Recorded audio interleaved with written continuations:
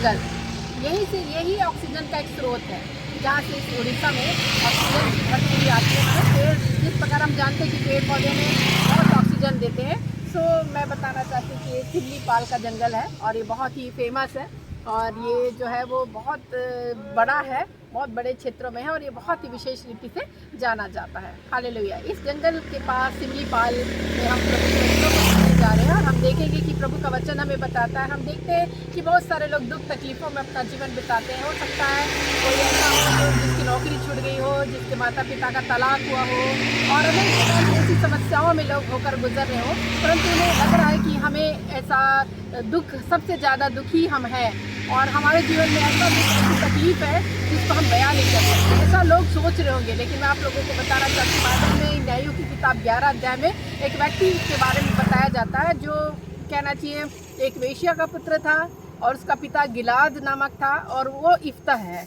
इफ्ता गिलादी के नाम से फेमस हुआ और इफ्ता गिलादी के बारे में हम जानेंगे कि जो चूँकि वो वेश्या का पुत्र था इसलिए उसके और भी बहुत सारे भाई थे, लेकिन उन्होंने उसको पसंद नहीं किया। बड़े होने पर उन्होंने बोल दिया कि तुम्हें इस हिस्सा जो है वो हमारे पिता की संपत्ति का हम आप तुमको नहीं देने वाले, तो तुम निकल जाओ करके अपने घर परिवार से, संपत्ति से बेदखल करके उनको निकाल दिया गया और तोब प्रदेश में वो रहने लगा और तोब प्रदेश में रहकर अपना जीवन व्यतीत करने लगा। लेकिन एक समस्या जीवन में आई। बाइबल हमें बताती है कि अम्मोनी लोग लड़ने के लिए इजराइल से आने लगे और अम्मोनी लोगों की लड़ाई जो है वो होने लगी और अम्मोनी जब लड़ाई करने लगे इजराइल से, तो इजराइलियों के पास कोई योद्धा नहीं था। इफ्ता गिलादी एक बहुत बड़ा योद्धा था, हम बोल सकते हैं बहुत सामर्थ्य, बहुत बड़ा योद्धा को जानते हैं। तो हम वहाँ सारे प्राचीन लोग उसके पास आकर कहने लगे तू हमारी ओर से लड़ाई कर और जीत दिला ऐसे करके। तो इफ्ता ने बोला कि नहीं, मेरे जो भाई लोग हैं मेरा संपत्ति ले लिए, मुझसे तुम लोग घृणा करते हो, मुझे निकाल दिया गया मेरे देश से,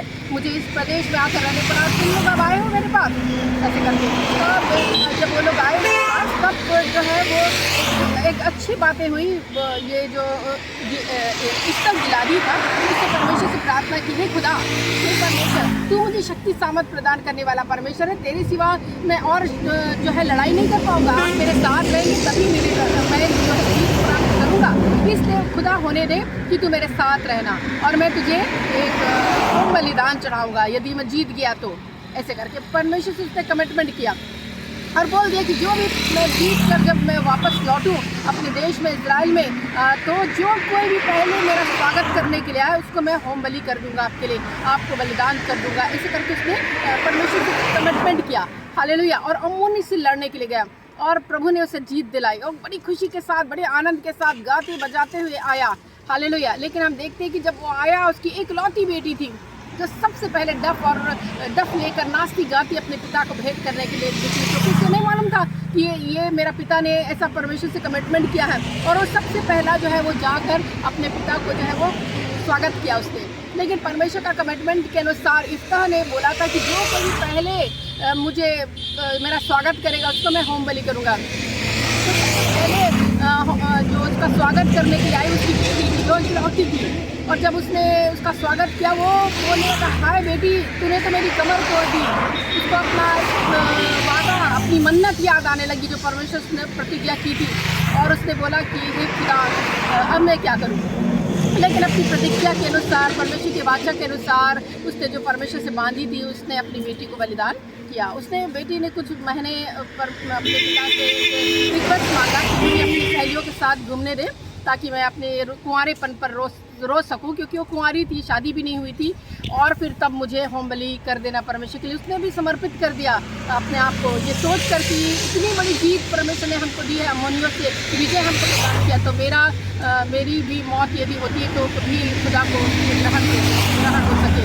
और उसने बलिदान हो और ऐसे पहाड़ पर इजराइल लोग जाकर उसके एक गीतों को गाया करते हैं इफ्ता की बेटी के नाम से कि उसने अपने आप को बलिदान कर दिया करके। तो मैं आपको बताना चाहती हूँ इफ्ता के जीवन में देखिए कितनी बड़ी समस्या आई, कठिनाई आई। आपके जीवन में भी कई प्रकार की कठिनाइयाँ होंगी, निराशा होगी, डिप्रेशन होगा, माता पिता की बनती नहीं होगी, आपका प्रेम पत्नी से बनता नहीं होगा, कई प्रकार की घृणा, कई प्रकार की बैर, क्रोध, लड़ाई झगड़े और अनेक प्रकार के ऐसे टूटापन बिखरापन होगा, लेकिन यदि कोई खुदा को पुकारे तो खुदा उसकी सहायता करने के लिए तैयार रहता है। हालेलुया। तो इस वचन के अनुसार परमेश्वर आप लोगों को आशीषित करें। सबको जय मसीह।